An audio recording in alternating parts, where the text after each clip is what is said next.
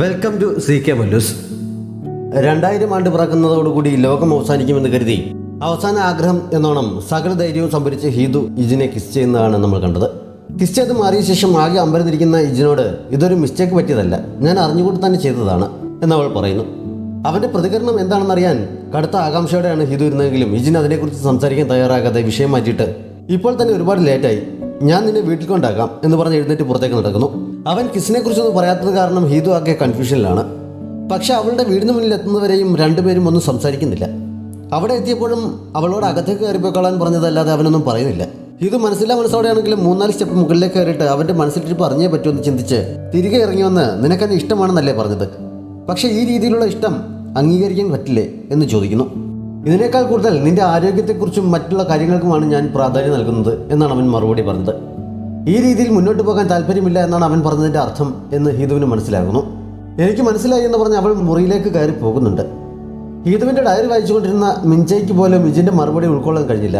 അവൻ പറഞ്ഞത് കേട്ട ശേഷം മുറിയിൽ വന്നിരുന്ന് ലോകം അവസാനിച്ചാൽ മതിയായിരുന്നു എന്ന് പറഞ്ഞ് കരയുന്ന ഹീതുവിനെ അവൾക്ക് കൺമുന്നിൽ കാണാൻ കഴിയുന്നുണ്ട്. അമ്മയുടെ സങ്കടം കണ്ടു നിൽക്കാൻ കഴിയാതെ ഇജിൻ എന്തുകൊണ്ടായിരിക്കും അങ്ങനെ ഒരു മറുപടി പറഞ്ഞതെന്നറിയാനുള്ള ആകാംക്ഷയിൽ അവൾ പുറത്തേക്ക് ഇറങ്ങി ചെല്ലുന്നു. അവിടെ സാരമില്ല, ഈ പ്രതിസന്ധിയും കടന്നു പോകാൻ നിനക്ക് കഴിയും എന്ന് സ്വയം പറഞ്ഞ് ആശ്വസിപ്പിച്ചിട്ട് പോകുന്ന ഇജിനെയാണ് അവൾ കണ്ടത്. ഹിതുവിനെ കരയിച്ചിട്ട് നീ സ്വയം സമാധാനിപ്പിക്കുകയാണോ? അമ്മ പറഞ്ഞതുപോലെ ലോകം അവസാനിച്ചാൽ മതിയായിരുന്നു എന്ന് മിൻചയ്ക്കും അപ്പോൾ തോന്നുന്നുണ്ട്. തലേന്നത്തെ കിസ്സും ഇജിന്റെ മറുപടി നൽകിയ നാണക്കേടും കാരണം ഹീതു ആകെ വട്ടിപ്പിടിച്ച് നടക്കുമ്പോഴാണ് ജിവും ഫോൺ വിളിച്ച് അവളോട് ഒരു പാർട്ടിക്ക് ചെല്ലാൻ പറയുന്നത്.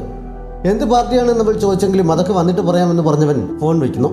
ജിവും അന്ന് വലിയ പ്ലാനിങ്ങിലായിരുന്നു. ജോലിക്ക് പോകാൻ ഇറങ്ങി അമ്മയെ സോപ്പിട്ട് തിരിച്ചു വരുന്ന സമയമൊക്കെ അവൻ ചോദിച്ചറിയുന്നു. അമ്മ പോയി എന്ന് ഉറപ്പായി കഴിഞ്ഞപ്പോൾ റോഡിൽ പാർക്ക് ചെയ്തിട്ടുള്ള അമ്മയുടെ കാർ അറിയാവുന്ന ഡ്രൈവിംഗ് പാഠങ്ങളുടെ അടിസ്ഥാനത്തിൽ അവൻ ഓടിച്ചു നോക്കാൻ തുടങ്ങുന്നു. ഒരു വിധത്തിൽ അവൻ വണ്ടി സ്റ്റാർട്ട് ചെയ്ത് മുന്നോട്ടെടുക്കുന്നുണ്ട്. ജിവും വിളിച്ചു പറഞ്ഞതനുസരിച്ച് ഹീതുവും യൂറിമും സെങ്വാങ്ങും അവൻ പറഞ്ഞ സ്ഥലത്തെത്തി കാത്തു നിൽക്കുകയായിരുന്നു. എന്താണ് കാര്യമെന്ന് യൂറിമിനും സെങ്വങ്ങിനും ഒരു ഐഡിയയുമില്ലായിരുന്നു. ഏതോ പാർട്ടിക്കാണെന്ന് ഹീതു പറഞ്ഞാണ് അവർ അറിയുന്നത്. അവളാകെ മൂഡ് ഓഫായി നിൽക്കുന്നത് കണ്ട് നിനക്കിത് എന്ത് പറ്റി, എൻട്രൻസ് എക്സാമിന് 80 മാർക്ക് കിട്ടാനുള്ളത് എഴുതിയില്ലേ എന്ന് സെങ്വങ് ചോദിക്കുന്നു. പിന്നെ എഴുതാതെ അതിൽ കൂടുതൽ മാർക്കൊക്കെ കിട്ടും എന്ന് ഹീതു പറഞ്ഞപ്പോൾ യൂറും എന്തോ അത്ഭുതം കേട്ടതുപോലെ നീ വളരെ മിടുക്കിയാണല്ലോ എന്ന് പറഞ്ഞ് അവളെ പുകഴ്ത്തുന്നു. അവർ സംസാരിച്ച് നിൽക്കുമ്പോഴാണ് ജിവും കാറുമായി എത്തിയത്. അവൻ ഡ്രൈവിംഗ് പാസ്സായി, വണ്ടി ഓടിക്കാൻ അറിയാമെന്നൊക്കെ അറിഞ്ഞപ്പോൾ യൂറും ശരിക്കും ത്രില്ലടിക്കുന്നുണ്ട്. കാറിലേക്ക് കയറി, നിങ്ങളെ ഞങ്ങൾ കറങ്ങാൻ കൊണ്ടുപോകാം എന്ന് ജിവും പറഞ്ഞപ്പോൾ പാർട്ടിക്കാണെന്ന് പറഞ്ഞല്ലേ നീ വിളിച്ചത് എന്ന് ഹീതു ചോദിക്കുന്നു. ഡ്രൈവിംഗ് പാർട്ടിയാണ് ഞാൻ ഉദ്ദേശിച്ചത് എന്ന് ജിവും പറയുന്നു. യൂറും തുള്ളിച്ചാടി സന്തോഷത്തോടെയാണ് വണ്ടിയിൽ കയറിയതെങ്കിലും സെങ്വങ്ങിന് കുറച്ച് മടിയുണ്ടായിരുന്നു. പക്ഷെ എല്ലാവരും കയറുന്നുണ്ട്. ഒച്ച എഴുതുന്നതിനേക്കാൾ പതുക്കെയാണ് അവൻ റോഡിലൂടെ വണ്ടി ഓടിച്ചത്. പുറകെ വരുന്ന വണ്ടിയിലുള്ളവരൊക്കെ ഹോൺ അടിച്ച് തെറി വിളിച്ചുകൊണ്ട് പാസ് ചെയ്ത് പോകുന്ന കണ്ടപ്പോൾ യൂറിമിന് ദേഷ്യം വരുന്നു. നമുക്ക് സ്പീഡ് തീരെ കുറവല്ലേ എന്ന് ഹീതു ചോദിച്ചപ്പോൾ നിങ്ങളുടെ സേഫ്റ്റിയാണ് പ്രധാനം എന്ന് ജിവുങ് പറയുന്നു. പെമ്പിളാർ 3 പേരും കൂടി തമാശകൾ പറഞ്ഞ് രസിച്ചിരിക്കുമ്പോൾ ജിവുങ് ആകെ ടെൻഷൻ അടിച്ച് വണ്ടി ഓടിക്കുകയാണ്. അവസാനം എനിക്ക് പേടിയാകുന്നു, നമുക്ക് തിരിച്ചു പോയാലോ എന്നവൻ ചോദിക്കുന്നു. അത്ര നേരം കളിച്ചിരിച്ചിരുന്നവർ പെട്ടെന്ന് വീണു പോകാതിരിക്കാനെന്നോണം പറ്റാവുന്നിടത്തൊക്കെ മുറുക്കി പിടിക്കുന്നുണ്ട്. തിരിച്ച് വീടിന് മുന്നിലെത്തിയപ്പോഴാണ് ജിവുങ്ങിന് ശരിക്കും പണി കിട്ടിയത്. അമ്മ കാർ പാർക്ക് ചെയ്തിരുന്ന സ്ഥലത്ത് ഇപ്പോൾ മറ്റൊരു വണ്ടി പാർക്ക് ചെയ്തിരിക്കുകയാണ്. അവിടെ തന്നെ വണ്ടി പാർക്ക് ചെയ്തില്ലെങ്കിൽ വണ്ടി എടുത്ത കാര്യം അമ്മ അറിയും. പിന്നെ എന്തായിരിക്കും സംഭവിക്കുക എന്ന് പറയണ്ടല്ലോ. അമ്മ തിരിച്ചു വരുന്ന കുറേ സമയം ബാക്കി കൊടുത്തതല്ല, അതിനിടയിൽ എപ്പോഴെങ്കിലും മറ്റേ വണ്ടി എടുത്ത് മാറ്റുമായിരിക്കും. അവരെ കോൺടാക്ട് ചെയ്യാൻ നമ്പർ ഇല്ലാത്തത് കൊണ്ട് അവർ വരുന്നവരെ നമുക്ക് ഒരുമിച്ച് വെയിറ്റ് ചെയ്യാം എന്ന് യൂറും പറയുന്നു. നീ അവൻ്റെ ഗേൾഫ്രണ്ട് ആയതുകൊണ്ട് ഇവിടെ കുത്തിയിരിക്കാൻ ബുദ്ധിമുട്ടിലായിരിക്കും, പക്ഷെ ഞങ്ങൾ പോവുകയാണെന്ന് പറഞ്ഞ് ഹീതുവും സെങ്വങ്ങും പോകാൻ തുടങ്ങുന്നു. ജിവും പഴയ കാര്യങ്ങളൊക്കെ പറഞ്ഞ് സെഞ്ചി അടിച്ച് അവരെ പിടിച്ചു നിർത്തുന്നുണ്ട്. വണ്ടിയിൽ കുത്തിയിരുന്ന് നേരം കളയാൻ വാക്കുകൾ കൊണ്ട് അവർ അന്താക്ഷരി കളിക്കുന്നു. ഹീതുവിന് 2 തവണ കെയിൽ തുടങ്ങുന്ന വാക്കാണ് കിട്ടിയത്. 2 തവണയും അവൾ കിസ് തന്നെ പറഞ്ഞപ്പോൾ നിനക്ക് കിസ് ചെയ്യാൻ ഇത്രയ്ക്ക് ആഗ്രഹമായതുകൊണ്ടാണോ വീണ്ടും വീണ്ടും അത് തന്നെ പറയുന്നത് എന്ന് സെങ്വങ് ചോദിക്കുന്നു. കെ വെച്ച് ഒരുപാട് വാക്കൊന്നും ഇല്ലല്ലോ എന്നവൾ എക്സ്ക്യൂസ് പറഞ്ഞപ്പോൾ ഒരിക്കലും കിസ് ചെയ്തിട്ടില്ലാത്തത് കൊണ്ട് ചെയ്യണം എന്ന ആഗ്രഹം അവൾക്കും കാണും എന്ന് ജിവും കമന്റ് അടിക്കുന്നു. ഞാൻ ചെയ്തിട്ടില്ലെന്ന് ആര് പറഞ്ഞു, ചെയ്തിട്ടുണ്ടെന്ന് ഹീതു അപ്പോൾ പറയുന്നു. സെങ്വങ് യൂറുമും അമ്പരപ്പോടെ അവളെ നോക്കുന്നുണ്ട്. ആരുമായാണ്, ഇജിനുമായാണോ എന്ന് ഈ ജിവും ചോദിച്ചപ്പോൾ അല്ല എന്ന് പറഞ്ഞ് ഹീതു കുറച്ച് ഓവറായി റിയാക്ട് ചെയ്യുന്നുണ്ട്. അത് കണ്ടപ്പോൾ ഇജിൻ തന്നെ ആയിരിക്കുമെന്ന് എല്ലാവർക്കും തോന്നുന്നുണ്ട്. പക്ഷെ ആ വിഷയം കൂടുതൽ ചർച്ച ചെയ്യാൻ തുടങ്ങുന്നതിന് മുമ്പ് അവർ കാത്തിരുന്ന വണ്ടി എടുത്ത് മാറ്റി സ്ഥലം ഫ്രീ ആകുന്നതിനാൽ എല്ലാവരുടെയും ശ്രദ്ധ അങ്ങോട്ടേക്ക് തിരിയുന്നു. പക്ഷേ ജിവുവിന് ശരിക്കുമുള്ള പണി കിട്ടിയത് അപ്പോഴാണ്. അവർ വണ്ടി പാർക്ക് ചെയ്തതിൻ്റെ മുന്നിലും പുറകിലും വേറെ വണ്ടികൾ പാർക്ക് ചെയ്തിരിക്കുകയാണ്. അവൻ ആ സമയം മുതൽ മണിക്കൂറുകൾ പരിശ്രമിച്ചിട്ടും മുമ്പ് പാർക്ക് ചെയ്തിരുന്നത് പോലെ വണ്ടി അവിടെ പാർക്ക് ചെയ്യാൻ അവന് കഴിയുന്നില്ല. അവസാനം തോൽവി സംബന്ധിച്ച് അവൻ വെളിയിൽ ഇറങ്ങുന്നു. നിനക്കൊക്കെ ലൈസൻസ് തന്നവരെയാണ് അടിക്കേണ്ടത് എന്ന് സെങ്വങ് പറയുന്നുണ്ട്. അമ്മ വരുന്നതിന് മുമ്പ് നേരെ പാർക്ക് ചെയ്യാൻ എന്താണ് വഴിയെന്ന് തലമുഖം ആലോചിക്കുന്ന കൂട്ടത്തിലാണ് ഇജിൻ നല്ലൊരു ഡ്രൈവറാണല്ലോ, അവനെ വിളിച്ചാൽ കാര്യം നടക്കുമെന്ന് പറഞ്ഞ് ജിവും ഹീതുവിനോട് ഇജിനെ വിളിക്കാൻ പറയുന്നു. അവൾ മടി പറഞ്ഞപ്പോൾ അപ്പോൾ നീ കിസ് ചെയ്തത് അവനെ തന്നെയാണ് എന്ന് ജിവും പറയുന്നു. അങ്ങനെയല്ല എന്ന് വരുത്തി തീർക്കാൻ അവൾ മടിച്ചാണെങ്കിൽ ഇജിനെ വിളിച്ച് വിവരം പറയുന്നു. പക്ഷേ ഉടനെ ബ്രോഡ്കാസ്റ്റിംഗ് ഉള്ളത് കൊണ്ട് വരാൻ കഴിയില്ല. എന്ന് പറഞ്ഞ് അവൻ ഫോൺ വെക്കുന്നു. ഇത് ഫോൺ ചെയ്ത് കഴിഞ്ഞപ്പോൾ അപ്പോൾ കിസ് നടന്നത് ഇജിനുമായി അല്ല എന്ന് ജീവങ് പറയുന്നുണ്ട്. ഇനി വഴിയൊന്നുമില്ല, അമ്മയുടെ തല്ല് കൊള്ളേണ്ടി വരുമെന്നോർത്ത് അവൻ വിഷമിച്ചിരിക്കുമ്പോഴാണ് അവന്റെ ബാൻഡിലെ മെമ്പേഴ്സ് പ്രാക്ടീസ് കഴിഞ്ഞ് അതുവഴി വന്നത്. അവരുടെ ഇരിപ്പ് കണ്ട് അവർ ജീവങ്ങിനോട് വിവരം തിരക്കുന്നു. അവൻ വിവരം പറഞ്ഞുകൊണ്ട് നിൽക്കുമ്പോഴാണ് ഹീതുവിന്റെ തലയിൽ ഒരു ഐഡിയ തോന്നിയത്. നമ്മൾ ഇത്രയും പേരില്ലേ, നമുക്ക് എല്ലാവർക്കും കൂടി വണ്ടി പൊക്കിയെടുത്ത് ലെവലാക്കി പാർക്ക് ചെയ്താലോ എന്ന് അവൾ ചോദിക്കുന്നു. ആദ്യം കേട്ടപ്പോൾ എല്ലാവരും അവളെ കളിയാക്കിയെങ്കിലും വേറെ വഴിയൊന്നും ആർക്കും തോന്നാത്തതിനാൽ അതൊന്ന് ട്രൈ ചെയ്ത് നോക്കാമെന്ന് എല്ലാവരും സമ്മതിക്കുന്നു. അങ്ങനെ അവരെല്ലാവരും കൂടി ഒരുമിച്ച് കാർ പൊക്കി മാറ്റാൻ ശ്രമം നടത്തുന്നു. സംഗതി എന്തായാലും ഏറ്റു. വണ്ടി ഇപ്പോൾ ആദ്യം കിടന്ന അതേ രീതിയിൽ തന്നെയായി. സന്തോഷം കൊണ്ട് എല്ലാവരും കൂടി തുള്ളിച്ചടന്ന് ഒന്ന് കാണാനുണ്ട്. ഹീതുവിന്റെ കോളേജ് അഡ്മിഷന്റെ കാര്യം സംസാരിക്കാൻ വേണ്ടി കോച്ച് ഹീതുവിന്റെ അമ്മയെ കാണാൻ TV സ്റ്റേഷനിൽ എത്തുന്നുണ്ട്. ഹീതുവിന് അപ്ലൈ ചെയ്യാൻ പറ്റുന്ന 3 കോളേജുകളുടെ വിവരങ്ങൾ അവർ നൽകിയതിൽ നിന്ന് അമ്മ ഒരെണ്ണം സെലക്ട് ചെയ്യുന്നു. അതുമായി മടങ്ങാൻ തുടങ്ങുമ്പോൾ കോച്ച് ഇജിനെ കാണുന്നു. ഒരു പേരന്റിനെ കാണാൻ വന്നതാണ് എന്ന് ആദ്യം പറഞ്ഞെങ്കിലും ഹീതുവിന്റെ അമ്മ അവിടെയുള്ള കാര്യം രഹസ്യമാണ് എന്ന് ഓർമ്മ വന്നതിനാൽ ഞാനിപ്പോൾ പറഞ്ഞത് മറന്നേക്ക് എന്നവർ പറയുന്നു. ഹീതുവിന്റെ അമ്മയാണ് മാഡം ഷിൻ എന്നെനിക്കറിയാം എന്ന് ഇജിൻ പറഞ്ഞപ്പോൾ നീ അപ്പോൾ ഹീതുവുമായി ഞാൻ വിചാരിച്ചിരുന്നതിനേക്കാൾ കൂടുതൽ അടുപ്പത്തിലായിരിക്കണമല്ലോ എന്ന് കോച്ച് പറയുന്നു. ഹീതു ഏത് കോളേജാണ് സെലക്ട് ചെയ്തത്? അവളുടെ സസ്പെൻഷൻ കഴിഞ്ഞതുകൊണ്ട് വീണ്ടും ടീമിൽ ജോയിൻ ചെയ്യാറായല്ലോ. ഏത് മത്സരമാണ് അടുത്തതായി വരാനിരിക്കുന്നതെന്നൊക്കെ അവൻ കോച്ചിനോട് ചോദിച്ചപ്പോൾ നീ എന്താ ഇതൊക്കെ എന്നോട് ചോദിക്കുന്നത്? നിങ്ങൾ തമ്മിൽ പിണങ്ങിയോ എന്ന് കോച്ച് തിരിച്ചു ചോദിക്കുന്നു. ഇല്ല എന്ന് അവൻ പെട്ടെന്ന് പറയുന്നുണ്ട്. അവൻ പറഞ്ഞത് വിശ്വാസം വാങ്ങാഞ്ഞിട്ടാണോ എന്തോ. നിനക്ക് സമയമുണ്ടെങ്കിൽ എൻ്റെ ഒപ്പം വന്നാൽ ഒരു എക്സ്ക്ലൂസീവ് ന്യൂസ് തരാം എന്ന് കോച്ച് അവനോട് പറയുന്നു. അവൻ അവർക്കൊപ്പം ചെല്ലുന്നുണ്ട്. വൈൻ കഴിക്കുന്നതിനിടയിൽ എന്ത് എക്സ്ക്ലൂസീവ് ന്യൂസാണ് അവർക്ക് പറയാനുള്ളതെന്ന് അവൻ ചോദിക്കുന്നു. 9 വർഷത്തെ ഇടവേളയ്ക്ക് ശേഷം ഞാൻ വീണ്ടും നാഷണൽ ടീമിന്റെ കോച്ചായി ഈ മാർച്ചിൽ ജോയിൻ ചെയ്യുകയാണ് എന്നവർ ആവേശത്തോടെ പറയുന്നു. പക്ഷേ ആ എക്സ്ക്ലൂസീവ് കേട്ടിട്ട് ഇജിന് ഒട്ടും ആവേശമുണ്ടായിരുന്നില്ല. അവന്റെ തണുത്ത റിയാക്ഷൻ കണ്ടപ്പോൾ കോച്ചിന്റെ ആവേശം ചോർന്നു പോകുന്നുണ്ട്. ഇതത്ര വാർത്താ പ്രാധാന്യമുള്ള ഒന്നല്ല എന്നെനിക്ക് മനസ്സിലായി. സമയം ശരിക്കും കടന്നുപോയിരിക്കുന്നു എന്നവർ ചെറിയ നിരാശയോടെ പറഞ്ഞപ്പോൾ ഇജിനെ സന്തോഷിപ്പിക്കാൻ വേണ്ടി ഞാൻ അങ്ങനെ ഉദ്ദേശിച്ചില്ല. മാഡം തന്നെയാണ് ഇപ്പോഴും കൊറിയയിലെ ഏറ്റവും മികച്ച ഫെൻസർ എന്നൊക്കെ പറയുന്നുണ്ട്. ഞാൻ ഗോൾഡ് മെഡൽ വാങ്ങിയ സമയത്ത് നിനക്ക് എത്ര വയസ്സുണ്ടായിരുന്നു? ഇപ്പോൾ എത്ര വയസ്സുണ്ട്? നിന്റെ മിലിറ്ററി സേവനം കഴിഞ്ഞു എന്നൊക്കെ കോച്ച് അവനോട് ചോദിക്കുന്നു. 24 വയസ്സായതേ ഉള്ളൂ. IMF ക്രൈസിസ് കാരണം നേരത്തെ തന്നെ മിലിറ്ററിയിൽ പോകേണ്ടി വന്നിരുന്നു എന്നൊക്കെ അവൻ പറഞ്ഞപ്പോൾ നീ ഇത്ര ചെറുപ്പമായിരുന്നു, നിനക്ക് എങ്ങനെ ഈ ജോലി കിട്ടിയെന്നൊക്കെ കോച്ച് അത്ഭുതത്തോടെ ചോദിക്കുന്നുണ്ട്. കോച്ചും ഹീതുവിന്റെ അമ്മയും തമ്മിലുള്ള റിലേഷനെ പറ്റി ഇജിനും ചോദിക്കുന്നുണ്ട്. നിങ്ങൾ തമ്മിൽ സംസാരിക്കുന്ന കണ്ടപ്പോൾ മുമ്പേ പരിചയമുള്ളത് പോലെയാണ് തോന്നിയത്. പക്ഷെ ഫ്രണ്ട്സ് എന്ന് പറയാനും മാത്രം സൗഹൃദം ഉള്ളതായും തോന്നിയില്ല എന്നവൻ പറഞ്ഞപ്പോൾ അത് ശരിയാണെന്ന് കോച്ച് സമ്മതിക്കുന്നു. തങ്ങളുടെ പാസ്റ്റിനെ കുറിച്ച് കോച്ച് അവനോട് പറയുന്നുണ്ട്. കോച്ച് ഫെൻസിംഗിൽ ഗോൾഡ് മെഡൽ നേടിയ സമയത്തായിരുന്നു ഹീതുവിന്റെ അമ്മ റിപ്പോർട്ടറായി കരിയർ തുടങ്ങിയത്. ജോലിയുടെ ഭാഗമായാണ് രണ്ടുപേരും തമ്മിൽ കണ്ടുമുട്ടിയതെങ്കിലും ആശയങ്ങളിലുള്ള സാമ്യത കൊണ്ട് അവർ വളരെ പെട്ടെന്ന് തന്നെ ഫ്രണ്ട്സായി മാറി. കോച്ചിന്റെ കരിയറിലെ എല്ലാ മികച്ച മുഹൂർത്തങ്ങൾക്കും സാക്ഷ്യം വഹിച്ച റിപ്പോർട്ടറായ ഹീതുവിന്റെ അമ്മയും ഉണ്ടായിരുന്നു. കോച്ച് ഫെൻസിംഗിൽ നിന്ന് വിരമിച്ച് നാഷണൽ ടീം കോച്ചായി ജോലി ചെയ്തുകൊണ്ടിരിക്കുന്ന സമയത്താണ് അവരുടെ ഒരു സ്റ്റുഡന്റിന്റെ അച്ഛൻ അവർക്ക് കൈക്കൂലി വാങ്ങിയെന്ന വാർത്ത ഹീതുവിന്റെ അമ്മയെ രഹസ്യമായി അറിയിച്ചത്. നല്ല സുഹൃത്തുക്കളായിരുന്നിട്ടും അതിന്റെ സത്യാവസ്ഥ എന്താണെന്ന് കോച്ചിനോട് ചോദിക്കാൻ പോലും തയ്യാറാകാതെ സ്വന്തം കരിയറിന്റെ ഉയർച്ചയ്ക്ക് വേണ്ടി ഹിതുവിന്റെ അമ്മ ന്യൂസ് റിപ്പോർട്ട് ചെയ്തു. വാർത്ത പുറത്തുവിടുന്നതിന്റെ തലേന്ന് രാത്രി കോച്ചിന് അവർ പേജറിൽ ഒരു വോയിസ് മെസ്സേജ് അയക്കുക മാത്രമാണ് ചെയ്തത്. TV-യിൽ അവർ ആ ന്യൂസ് റിപ്പോർട്ട് ചെയ്ത് കണ്ടപ്പോൾ കോച്ച് ശരിക്കും ഷോക്കാകുന്നുണ്ട്. അതിനുശേഷമാണ് അവർക്കിടയിലെ ഫ്രണ്ട്ഷിപ്പ് ഇല്ലാതായത്. ഒരു അത്ലറ്റും റിപ്പോർട്ടറും തമ്മിൽ ഒരിക്കലും അടുക്കാൻ പാടില്ല എന്ന് കോച്ച് ഇതിനോട് പറയുന്നു. അന്നത്തെ സംഭവത്തിൽ എൻ്റെ ഭാഗത്തും തെറ്റുണ്ട്. ഞാൻ കൈക്കൂലി വാങ്ങിയെന്ന് പറഞ്ഞ സ്റ്റുഡൻറ്റിനെയും ഫാമിലിയെയും എനിക്ക് വർഷങ്ങളായി പരിചയമുള്ളതായിരുന്നു. ആ കാർ കണ്ടപ്പോൾ നല്ല ഭംഗിയുണ്ടല്ലോ എന്ന് ഞാനൊന്ന് പറഞ്ഞു പോയി. ഞാനത് വിൽക്കാണ്ടിരിക്കുകയാണ്, കോച്ചിന് ഇഷ്ടപ്പെട്ടെങ്കിൽ എടുത്തോ, എന്തെങ്കിലും ചെറിയ തുക തന്നാൽ മതി എന്ന് അയാൾ പറഞ്ഞപ്പോൾ ഞാൻ കൂടുതലൊന്നും ചിന്തിച്ചില്ല.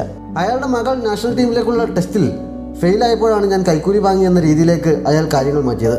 ആ കാർ കൈക്കൂലി ആയിരുന്നു എന്ന് ന്യൂസിൽ കണ്ടപ്പോഴാണ് എനിക്ക് മനസ്സിലായത്. അന്ന് ഞാൻ ശരിക്കും ശുദ്ധയായിരുന്നു. എൻ്റെ സ്ഥാനത്തെക്കുറിച്ച് വലിയ ബോധമില്ലാതെ ഒരു റിപ്പോർട്ടറുമായി സൗഹൃദമുണ്ടാക്കി ഫെൻസേഴ്സിൻ്റെ പേരൻസുമായി പാർട്ടിക്ക് പോയി. അതെല്ലാം എൻ്റെ തെറ്റാണ് എന്ന് കോച്ച് പറയുന്നു. എല്ലാം പറഞ്ഞു കഴിഞ്ഞപ്പോൾ ഇത് നിനക്ക് സംഭവിക്കുന്നെങ്കിൽ ഈ സംഭവത്തിൽ ഇതും ഉൾപ്പെട്ടിട്ടുണ്ടെങ്കിൽ നീ എന്ത് ചെയ്യും എന്ന് കോച്ച് ഇതിനോട് ചോദിക്കുന്നു.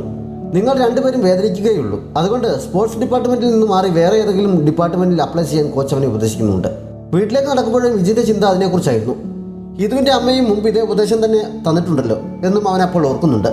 അവൻ വീടിനടുത്ത് തറയപ്പോൾ അവിടെ കാത്തു നിൽക്കുന്ന ഹിതുവിനെ കാണുന്നു. കിസിന് ശേഷം ആദ്യമായാണ് അവർ തമ്മിൽ കാണുന്നത്. നീ എന്തിനാണ് ഈ തണുപ്പത്ത് വന്ന് നിൽക്കുന്നതെന്ന് ചോദിച്ച് ഇജിന്റെ അടുത്തേക്ക് ചെല്ലുന്നു. ഈ രീതിയിലുള്ള ലവ് നിനക്ക് സ്വീകാര്യമല്ല എന്ന് എനിക്ക് മനസ്സിലായി. പക്ഷേ എനിക്ക് ഈ രീതിയിൽ തന്നെ മുന്നോട്ട് പോകാനാണ് ഇഷ്ടം. നീ എങ്ങനെ കാണുന്നു എന്നത് എനിക്ക് പ്രശ്നമല്ല എന്ന് ഹീതു അവനോട് പറയുന്നു. ഇത് പറയാൻ വേണ്ടി മാത്രമാണോ നീ ഇപ്പോൾ വന്നത് എന്നവൻ ചോദിച്ചപ്പോൾ എനിക്ക് നിന്നെ മിസ് ചെയ്തു, അതുകൊണ്ടാണ് ഞാൻ വന്നത് എന്നവൾ പറയുന്നു. ഞാൻ 1 മണിക്കൂറായി ഈ തണുപ്പത്ത് കാത്തു നിൽക്കുകയാണ്. അതിനുള്ള പരിഹാരമായി എൻ്റെ ഒപ്പം സ്നാക്സ് കഴിക്കാൻ വരാൻ പറഞ്ഞ് അവൾ മുന്നോട്ട് നടക്കുന്നു. അവനും കൂടെ ചെല്ലുന്നുണ്ട്. സ്നാക്സ് വാങ്ങി ഷോപ്പിന് മുന്നിലെ ബെഞ്ചിൽ ഇരുന്ന് കഴിക്കാൻ തുടങ്ങിയ ഹീതുവിന് ഇജിൻ കഴുത്തിൽ കിടന്ന ഷാൾ ഒരു ചുറ്റി കൊടുക്കുന്നുണ്ട്. അവർ അവിടെ സംസാരിച്ചിരിക്കുമ്പോഴാണ് ആ ഷോളിൻ്റെ ഒരു നൂൽ അവൻ്റെ ഷർട്ടിൽ പറ്റിയിരിക്കുന്നത് ഹീതു കണ്ടത്. അവളതെടുത്ത് മാറ്റാനായി മുന്നോട്ടായിരുന്നു. അവൾ കിസ് ചെയ്യാൻ വരികയാണെന്ന് തെറ്റിദ്ധരിച്ച ഇജിൻ പെട്ടെന്ന് കയ്യിൽ നിന്ന് ബണ്ണെടുത്ത് വായിൽ വെച്ചുകൊണ്ട് മുഖം തിരിക്കുന്നു. അവൻ്റെ റിയാക്ഷൻ കണ്ട് അമ്പരന്ന് പോയ ഹീതുവിന് 1 മിനിറ്റ് കഴിഞ്ഞാണ് കാര്യം മനസ്സിലായത്. അവൾ ചാടി എഴുന്നേറ്റിട്ട് ഞാൻ കിസ് ചെയ്യാൻ വന്നതല്ല, നൂലെടുത്ത് കളയാൻ തുടങ്ങുകയായിരുന്നു എന്ന് ഉച്ചത്തിൽ പറയുന്നു. ഇതിനാകെ ഷമി എന്ത് പറയണമെന്നറിയാതെ തപ്പുന്നുണ്ട്. ഹീതു കയ്യിൽ നിന്ന ബണ്ണും കൂടി അവൻ്റെ വായിലേക്ക് കുത്തിക്കഴിഞ്ഞിട്ട് അവിടെ നിന്ന് ഓടിപ്പോകുന്നു. ഇതിന് പുറകിൽ നിന്ന് വിളിച്ചെങ്കിലും അവൾ നിൽക്കുന്നില്ല. വീട്ടിലെത്തിയ ഹീതു ഉള്ളിലിരുന്ന കരിപ്പ് മുഴുവൻ ഡയറിയിൽ കുത്തി കുറിക്കുന്നുണ്ട്. അവൻ എങ്ങനെ അങ്ങനെ ചെയ്യാൻ മനസ്സ് വന്നു? എന്തറപ്പോടെയാണ് അവൻ മുഖം തിരിച്ചത്? എനിക്കവനെ കൊല്ലാനുള്ള ദേഷ്യമുണ്ട്, വെറുപ്പാണ് എന്നൊക്കെ ആദ്യം എഴുതിയെങ്കിലും എനിക്കവനെ ഇഷ്ടമാണ് എന്ന് അവസാനം അവൾ എഴുതി പോകുന്നുണ്ട്. ഇതിൻ്റെ കാര്യം വളരെ കഷ്ടത്തിലായിരുന്നു. ഉള്ളിലെ വിഷമം ആരോടും ഒന്ന് തുറന്നു പറയാൻ പോലും കഴിയാതെ കുറെ ബിയർ വാങ്ങി കുടിച്ച് അവൻ തീർക്കുന്നുണ്ട്. സത്യത്തിൽ കിസ് ചെയ്യാനെടുക്കുന്ന ഹീതുവിൻ്റെ മുഖം അവൻ്റെ മനസ്സിനെ വല്ലാതെ ഇളക്കുന്നു. പക്ഷേ ഹീതുവുമായി അങ്ങനെ ഒരു ബന്ധമുണ്ടായില്ല, അതുകൊണ്ട് അവൾക്ക് ദോഷമേ ഉണ്ടാവുകയുള്ളൂ എന്ന ചിന്ത കാരണമാണ് അവൻ മനസ്സിലുള്ളത് പുറത്ത് കാണിക്കാതെ അടക്കി വെച്ചിരിക്കുന്നത്. പക്ഷെ അന്ന് മദ്യം തലയ്ക്ക് പിടിച്ചു കഴിഞ്ഞപ്പോൾ അവൻ്റെ ഫോൺ എടുത്ത് ഹീതുവിൻ്റെ നമ്പറിലേക്ക് വിളിച്ച് നമുക്ക് അങ്ങനെ ചെയ്യാൻ കഴിയില്ല, ഏതെങ്കിലും രീതിയിൽ അവസാനം എനിക്ക് നിന്നെ നിരാശപ്പെടുത്തേണ്ടി വരും. പക്ഷേ ഇടയ്ക്കെങ്കിലും എനിക്ക് എൻ്റെ മനസ്സിനെ നിയന്ത്രിക്കാൻ കഴിയുന്നില്ല, നിയന്ത്രണം തെറ്റിക്കാൻ ഞാൻ ആഗ്രഹിച്ചു പോവുകയാണ് എന്നവൻ പറയുന്നു. അത്രയും ആയപ്പോഴേക്കും അവൻ ഉറങ്ങിയിരുന്നു. പക്ഷേ ഇതിൻ്റെ കോൾ പോയത് ഹീതുവിനായിരുന്നില്ല, ജിവുവിനായിരുന്നു. ഹീതു കിസ് ചെയ്തത് ഇജിനെ തന്നെയാണ് എന്ന് അവൻ ഉറപ്പാകുന്നു. വലിയൊരു രഹസ്യം അറിഞ്ഞതിൻ്റെ സന്തോഷം അവൻ്റെ മുഖത്തുണ്ട്. അടുത്ത ദിവസം രാവിലെ ബോധം വന്നപ്പോഴാണ് കാൾ മാറിപ്പോയ വിവരം ഇജിൻ അറിഞ്ഞത്. ജിവും അറിഞ്ഞല്ലോ, ഇനി എന്ത് ചെയ്യുമെന്ന് ചിന്തിച്ച് അവൻ ആകെ ഭ്രാന്ത് പിടിക്കുന്നുണ്ട്. ഓഫീസിൽ പോകാൻ റെഡിയായി താഴെ എത്തിയപ്പോൾ ജിവും അവിടെ നിൽക്കുന്നുണ്ടായിരുന്നു. ഇന്നലെ രാത്രി കാൾ മാറി വന്നത് എനിക്കാണ്, ഞാൻ ഹീതുവിനെ അറിയിച്ചിട്ടുണ്ട് എന്നൊക്കെ പറഞ്ഞ് അവൻ ഇജിനെ കുറച്ച് വട്ടാക്കിയിട്ട് സെൻവങ്ങിൻ്റെ വീട്ടിലേക്ക് കയറി പോകുന്നു. ഹീതുവിന് അടുത്ത ദിവസം ട്രെയിനിൽ തീരെ ശ്രദ്ധിക്കാൻ കഴിയുന്നുണ്ടായിരുന്നില്ല. മത്സരം അടുത്ത സമയത്ത് ശ്രദ്ധയില്ലാതെ കളിക്കുന്നതിൻ്റെ പേരിൽ കോച്ചിൻ്റെ വായിൽ നിന്ന് അവൾക്ക് ആവശ്യത്തിന് വഴക്ക് കേൾക്കുന്നുമുണ്ട്. പ്രാക്ടീസ് ചെയ്യാൻ പറഞ്ഞിട്ട് കോച്ച് പുറത്തേക്ക് പോയ സമയത്ത് ഇജിനാണോ നിന്റെ മനസ്സിനെ അലട്ടുന്നതെന്ന് യൂറിൻ അവളോട് ചോദിക്കുന്നു. ആദ്യം തുറന്നു പറഞ്ഞില്ലെങ്കിലും പിന്നീട് ഹീതു അവളുടെ മനസ്സ് തുറക്കുന്നുണ്ട്. എൻ്റെ മനസ്സിലുള്ളത് തുറന്നു പറഞ്ഞ ശേഷം ഇജിനെ നഷ്ടപ്പെടുമോ എന്ന് പേടി തോന്നി തുടങ്ങിയിരിക്കുകയാണ് എന്ന് ഹീതു പറയുന്നു. അങ്ങനെ പേടിച്ച് പറയാതിരിക്കേണ്ട കാര്യമില്ല എന്ന് പറഞ്ഞ് യൂറിം അവളെ സമാധാനിപ്പിക്കുന്നുണ്ട്. അന്ന് യൂറിമിൻ്റെ അച്ഛൻ വീട്ടിലെത്തിയ ദിവസമായിരുന്നു. അച്ഛനും അമ്മയ്ക്കും അപ്പം സന്തോഷത്തോടെ വിശേഷങ്ങൾ പറഞ്ഞിരിക്കുന്ന കൂട്ടത്തിൽ എനിക്കൊരു ബോയ് ഫ്രണ്ട് ഉണ്ട് എന്ന വിവരം യൂറിം അവരോട് പറയുന്നു. രണ്ടുപേരും ശരിക്കും ഒന്ന് ഞെട്ടുന്നുണ്ട്. ഇതിന് അന്ന് രാത്രി സീനിയർ ജംഗ്ഹൂക്കിനൊപ്പം ഒന്ന് കൂടുന്നുണ്ട്. ഞാനാകെ വഷളായിക്കൊണ്ടിരിക്കുകയാണ്, എന്നും രാത്രി ഇപ്പോൾ മദ്യപിക്കുന്നുണ്ട് എന്ന് അവൻ പറയുന്നു. സംസാരിക്കുന്നതിനിടയിൽ ഒരു ഡിപ്പാർട്ട്മെന്റിൽ നിന്ന് മറ്റൊരു ഡിപ്പാർട്ട്മെന്റിലേക്ക് മാറണമെങ്കിൽ മിനിമം എത്ര നാൾ വേണ്ടിവരും എന്ന് ഇജിൻ സീനിയറിനോട് ചോദിക്കുന്നു. തക്കതായ കാരണമൊന്നുമില്ലെങ്കിൽ 1 വർഷമെങ്കിലും വേണ്ടിവരും എന്ന് സീനിയർ പറയുന്നു. സ്പോർട്സ് ഡിപ്പാർട്ട്മെന്റിൽ പിടിച്ചു നിൽക്കാൻ കഴിയാത്ത വിധത്തിൽ നിനക്കുള്ള ബുദ്ധിമുട്ട് എന്താണെന്ന് അദ്ദേഹം ചോദിച്ചറിയുന്നു. ഹീതുവിനോട് അടുക്കാൻ കഴിയാത്തതാണ് അവൻ്റെ പ്രശ്നമെന്ന് അവൻ്റെ സംസാരത്തിൽ നിന്ന് മനസ്സിലാകുന്നതിനാൽ സബ്ജക്റ്റുമായി അടുക്കുന്നതിനെ കുറിച്ച് ചിന്തിക്കുക പോലും വേണ്ട എന്ന് അദ്ദേഹം അവന് വാണി കൊടുക്കുന്നുണ്ട്. അതിനെക്കുറിച്ച് ചിന്തിച്ച് വിഷമിച്ച് വീടിനടുത്തെത്താറായപ്പോഴാണ് ഹീതു അന്നും അവിടെ കാത്തു നിൽക്കുന്നത് കണ്ടത്. ഇതിന്റെ മനസ്സിലിപ്പം അറിയാൻ അന്നും അവൾ കുറെ ശ്രമിച്ചു നോക്കുന്നുണ്ടെങ്കിലും അവൻ പിടികൊടുക്കാതെ അവളെ വിഷമിപ്പിച്ചിട്ട് അകത്തേക്ക് കയറി പോകുന്നു. നേരം ഒരുപാട് ഇരുട്ടിയത് കൊണ്ട് തന്നെ അവളെ തിരികെ കൊണ്ടാക്കാൻ പോകണമെന്നുണ്ടായിരുന്നെങ്കിലും അപ്പോഴത്തെ സാഹചര്യത്തിൽ അന്ന് കഴിയാത്തതിനാൽ അവൻ പോലീസ് സ്റ്റേഷനിൽ വിളിച്ച് സംശയകരമായ സാഹചര്യത്തിൽ വഴിയിൽ ഒരാളെ കണ്ടു. ഒന്ന് പെട്രോളിംഗ് നടത്തണമെന്ന് റിക്വസ്റ്റ് ചെയ്യുന്നു. ഇത് വീട്ടിലേക്ക് നടക്കുമ്പോൾ പോലീസ് വണ്ടി പാസ് ചെയ്ത് പോയെങ്കിലും ഇതിന്റെ കരുതലാണത് എന്ന് അവൾ അറിയുന്നില്ല. തന്നെ അങ്ങനെ ഒഴിവാക്കി വിടുന്നതിന്റെ ദേഷ്യത്തിൽ അവനെ കുറ്റം പറഞ്ഞ് പിറുപുറത്തുകൊണ്ടാണ് അവൾ നടന്നത്. അടുത്ത ദിവസമായിരുന്നു ഹീതുവിൻ്റെയൊക്കെ മത്സരം. ടീം മത്സരമായിരുന്നതിനാൽ ഹീതുവും യൂറിമും ഒരേ ടീമിൽ തന്നെയാണ്. പക്ഷേ മത്സരത്തിൽ രണ്ടുപേരുടെയും പ്രകടനം വളരെ മോശമായിരുന്നു. ആദ്യ റൗണ്ട് മത്സരം കഴിഞ്ഞപ്പോൾ ഹീതുവിനെതിരായി മത്സരിച്ച പെൺകുട്ടി പുച്ഛത്തിൽ ചിരിച്ചിട്ട് പോകുന്നത് ഹീതു ശ്രദ്ധിക്കുന്നുണ്ട്. കോച്ചും അവളെയും യൂറിമിനെയും ശരിക്കും വഴക്ക് പറയുന്നു. ഇജിനും മത്സരം റിപ്പോർട്ട് ചെയ്യാനായി അവിടെ എത്തിയിട്ടുണ്ട്. ബ്രേക്ക് ടൈമിൽ അവൻ സ്റ്റേഡിയത്തിന് പുറത്തേക്ക് നിന്ന് റിപ്പോർട്ടിംഗ് റെഡിയാക്കിക്കൊണ്ടിരിക്കുമ്പോഴാണ് പുറത്തേക്ക് ഇറങ്ങി വന്ന ഹീതുവിനെതിരായി നേരത്തെ അവൾക്കെതിരെ മത്സരിച്ച പെൺകുട്ടി വന്നത്. ഹീതു അത്ര വലിയ സംഭവമൊന്നുമല്ല എന്ന് എനിക്ക് മനസ്സിലായി എന്നവൾ പറഞ്ഞുകൊണ്ട് പോകുന്നത് കേട്ട് ഹീതു നിൽക്കുന്നു. ഇജിനും അത് കേൾക്കുന്നതിനാൽ ശ്രദ്ധിക്കുന്നുണ്ട്. ഹീതുവിന് ഗോൾഡ് മെഡൽ കിട്ടിയത് ഭാഗ്യം കൊണ്ട് മാത്രമാണ്. യൂറിമിനെ കുറ്റം പറയാൻ കഴിയില്ല. നിന്നെപ്പോലെ കഴിവില്ലാത്ത ഒരാൾ അവളുടെ മെഡൽ തട്ടിയെടുത്തപ്പോൾ അവൾ പ്രതികരിച്ചു പോയതായിരിക്കും എന്നൊക്കെ പറഞ്ഞ് അവൾ ഹീതുവിനെ ചൊടിപ്പിക്കുന്നു. കേട്ടിരുന്ന ഇജിന് പോലും സ്വയം നിയന്ത്രിക്കാൻ കഴിയാതെ ദേഷ്യപ്പെട്ട് ചാടി എഴുന്നേൽക്കുന്നുണ്ട്. പക്ഷേ ഹീതു ഒട്ടും പ്രകോപനമില്ലാതെ തണുപ്പൻ മട്ടിലാണ് പ്രതികരിച്ചത്. നീ പറഞ്ഞത് ശരിയാണ്, മത്സര സമയത്ത് നിനക്ക് എൻ്റെ അടുത്ത മൂവ്മെന്റ് എങ്ങനെയായിരിക്കുമെന്ന് വായിക്കാൻ കഴിയുന്നുണ്ട് എന്നെനിക്ക് മനസ്സിലായിരുന്നു. അത് തുറന്നു പറഞ്ഞതിൽ സന്തോഷമുണ്ട്. പിന്നെ യൂറിമിന്റെ കാര്യം ഓർത്ത് വിഷമിക്കേണ്ട, ഞങ്ങൾ നല്ല ഫ്രണ്ട്സ് ആണ്. അവൾക്ക് ആളുകളുമായി ഇടപഴകേണ്ടത് എങ്ങനെയാണെന്ന് നന്നായി അറിയാവുന്ന കൂട്ടത്തിലാണ്. മാത്രമല്ല ഞങ്ങളിപ്പോൾ കുട്ടികളല്ലല്ലോ, മുതിർന്നവരല്ലേ എന്ന് ചിരിയോടെ പറഞ്ഞിട്ട് ഹീതു അവിടെ നിന്ന് പോകുന്നു. അവളുടെ കൂളായ റിയാക്ഷൻ ഇജിനെ ശരിക്കും ഇംപ്രസ് ചെയ്യിക്കുന്നുണ്ട്. അവൻ അവിടെ ഇരിക്കുന്ന ഹീതു കണ്ടിരുന്നില്ല. സ്റ്റിക്കർ കിട്ടാൻ വേണ്ടി വാങ്ങാറുള്ള ബണ്ണും വാങ്ങി കുറച്ച് അപ്പുറത്തുള്ള ഒരു ടേബിളിനരികിൽ അവൾ വന്നിരിക്കുന്നുണ്ട്. ഇത്തവണ കിട്ടിയ സ്റ്റിക്കർ ആദ്യമായിട്ടാണ് കിട്ടുന്നത് എന്ന് പറഞ്ഞ് ഹീതു കൊച്ചുകുട്ടികളെ പോലെ സന്തോഷത്തോടെ അത് ഇളക്കിയെടുത്ത് ഡയറിയിൽ ഒട്ടിക്കുന്ന കണ്ടപ്പോൾ അവന് ചിരിക്കാതിരിക്കാൻ കഴിയുന്നില്ല. ഡയറിയിൽ അന്നത്തെ മത്സരത്തിൽ എന്തുകൊണ്ടാണ് തോറ്റത്, ഓരോ മൂവ്മെന്റും എങ്ങനെ വേണമായിരുന്നു എന്നൊക്കെ അവൾ സ്വയം വിലയിരുത്തി കുറിച്ച് വയ്ക്കുന്നത് കണ്ടപ്പോൾ ഇതിന് അവളോട് ബഹുമാനം തോന്നുന്നുണ്ട്. അപ്പോഴാണ് ബോയ്സിന്റെ ടീമിലെ ഒരു ഫെൻസർ അവൾക്കരികിലേക്ക് വന്നത്. അവർ തമ്മിൽ കളിച്ചിരിച്ച് സംസാരിക്കുന്ന കണ്ടപ്പോൾ ഇതിന് ആകെ അസൂയ കയറുന്നുണ്ട്. പോരാത്തതിന് അവൻ വൈകിട്ട് ഹീതുവിനെ ഡ്രിങ്ക്സിന് ക്ഷണിക്കുകയും ചെയ്യുന്നു. വരാമെന്ന് ഹീതു സമ്മതിക്കുന്നുണ്ട്. അവൻ അകത്തേക്ക് പോയപ്പോൾ ഞാനും വരുന്നു എന്ന് പറഞ്ഞ് ഹീതു പുറകെ ചെല്ലുന്നു. പക്ഷേ ധൃതിയിൽ പോകുന്നതിനിടയിൽ അവൾ ഗ്ലൗസ് എടുക്കാൻ മറന്നിരുന്നു. അവനോട് കൊഞ്ചുന്നതിനിടയിൽ അവൾ ഗ്ലൗസ് പോലും മറന്നു എന്ന് ഇജിൻ അസൂയ സഹിக்க വയ്യാതെ പിറുപിറുക്കുന്നുണ്ട്. അവനും പോകാൻ തുടങ്ങിയതാണെങ്കിലും തിരികെ അവളുടെ ഗ്ലൗസ് ഇരിക്കുന്നിടത്തേക്ക് ചെന്ന് ആൺകുട്ടികൾക്കൊപ്പം അധികം മദ്യം കഴിക്കുന്നത് ആരോഗ്യത്തിന് നല്ലതല്ല എന്നൊരു പേപ്പറിൽ എഴുതി അതിൻ്റെ ഒപ്പം ഒട്ടിച്ചു വെച്ചിട്ടാണ് അവൻ പോയത്. കുറച്ച് മുന്നോട്ട് വന്നപ്പോൾ അങ്ങനെ ചെയ്യേണ്ടിയിരുന്നില്ല എന്ന് തോന്നുന്നതിനാൽ അത് തിരിച്ചെടുക്കാമെന്ന് കരുതി അവൻ തിരികെ പോയെങ്കിലും അപ്പോഴേക്കും ഗ്ലൗസ് എടുക്കാനെത്തിയ ഹിതു അത് കണ്ടിരുന്നു. ഇജിനാണ് അത് എഴുതിയതെന്ന് മനസ്സിലായതിനാൽ അവൾ ഉടൻ തന്നെ അവൻ്റെ ഫോണിലേക്ക് വിളിക്കുന്നുണ്ട്. പേപ്പറിൽ എഴുതി വെച്ചിരുന്നതിനെ കുറിച്ച് ഹിതു ചോദിച്ചപ്പോൾ അങ്ങനൊരു സംഭവം അറിയുകയില്ല എന്ന മട്ടിലാണ് ഇജിൻ മറുപടി പറഞ്ഞത്. പക്ഷെ അവൻ കള്ളം പറയുന്നതാണ് എന്ന് അവൾക്ക് മനസ്സിലാക്കുന്നുണ്ട്. നീ ഇവിടെ അടുത്തെവിടെയോ തന്നെ ഇല്ലേ എന്ന് പറഞ്ഞ് ഹിതു ചുറ്റും നോക്കാൻ തുടങ്ങിയപ്പോൾ അവൾ കാണാതെ അവൻ വേഗം വിളിക്കുന്നു. നീ പറയുന്നതൊന്നും എനിക്ക് മനസ്സിലാകുന്നില്ല എന്ന് പറഞ്ഞ് ഫോൺ കട്ട് ചെയ്യുകയും ചെയ്യുന്നു. അവൻ അസൂയാണെന്നാണല്ലോ തോന്നുന്നത്. പക്ഷെ അസൂയപ്പെടാൻ എന്താണ് കാര്യമെന്ന് അവൾക്ക് മനസ്സിലാകുന്നില്ല. ടീം മാച്ചിൻ്റെ ഫൈനൽ മത്സരം തുടങ്ങാറായിരിക്കുന്നു. നമ്മൾ ഒരുമിച്ച് കളിക്കാൻ പോകുന്ന അവസാന മത്സരമാണിത്. മാത്രമല്ല ഹിതുവും ഞാനും ഒരേ ടീമിന് വേണ്ടി കളിക്കുന്ന അവസാന മത്സരവുമാണ്. നമുക്ക് നന്നായി ആസ്വദിച്ച് തന്നെ ഇത് കളിക്കണം എന്ന് മത്സരത്തിന് മുമ്പ് യൂറിൻ ടീം അംഗങ്ങളോട് പറയുന്നുണ്ട്. എല്ലാവരും അത് സമ്മതിക്കുന്നു.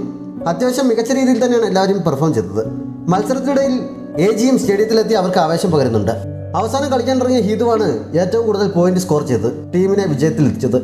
എല്ലാവരും സന്തോഷം കൊണ്ട് തുള്ളിച്ചാടുന്നുണ്ട്. ഹിതുവിന്റെ മികച്ച പെർഫോമൻസ് കണ്ടപ്പോൾ ആവശ്യത്തിൽ ഇജിൻ പതിവിൽ നിന്ന് വിപരീതമായി കുറച്ച് സാഹിത്യം കലർത്തിയാണ് അന്നത്തെ മത്സരത്തെക്കുറിച്ച് റിപ്പോർട്ടിംഗ് നടത്തിയത്.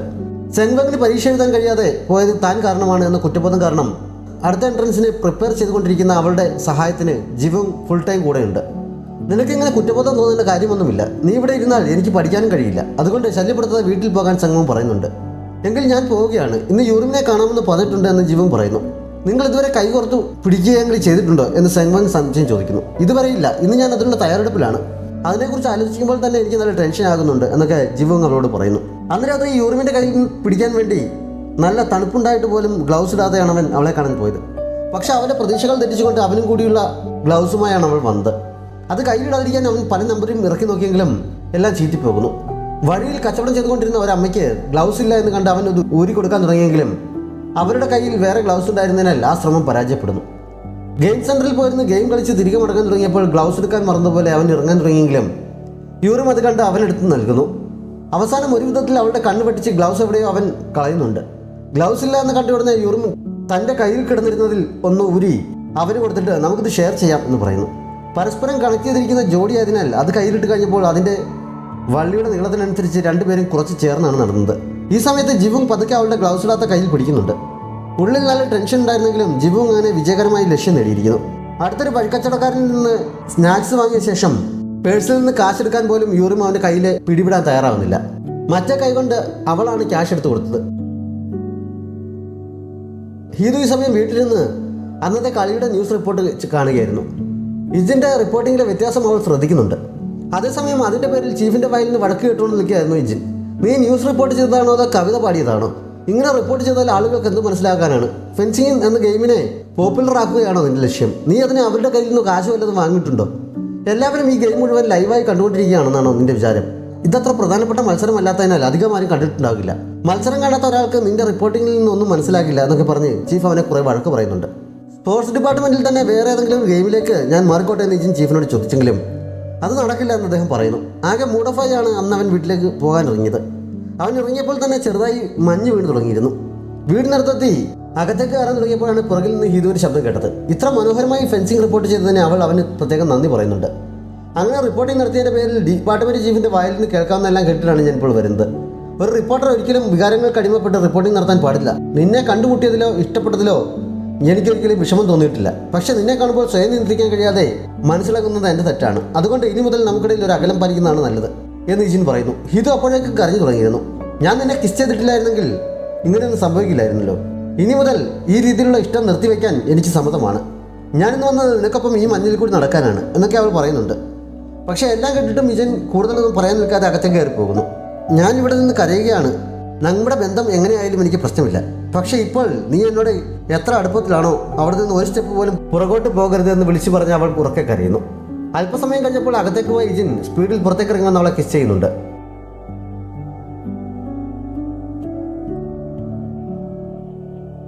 കുറച്ച് കഴിഞ്ഞാണ് അവൻ പിന്മാറിയത്. നീ കാരണം എനിക്കാകെ ഭ്രാന്ത് പിടിക്കുകയാണ്.